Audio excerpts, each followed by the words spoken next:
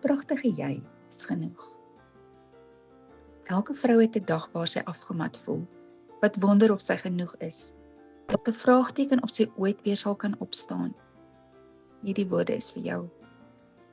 Dit is tyd om jou kroon weer op te sit. Die kroon was nooit oor wat jy bereik het of hoe perfek jy die pad geloop het nie.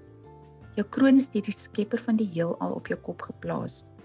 Nie omdat jy dit verdien het nie, maar omdat hy jou syne noem.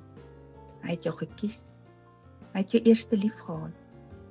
Maar dalk het die lewe jou anders probeer oortuig, jou identiteit probeer verbloem. Miskien het hartseer jou laat twyfel oor jou waarde. Miskien het mislukking jou gediskwalifiseerd laat voel. Miskien het die gewig om dit alles te dra, verwagtinge, die verantwoordelikhede, die onuitgesproke stryd, jou daardie kroon laat neerlê.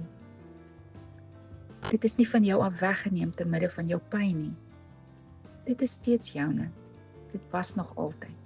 En dit sal vir ewig jou kroon wees.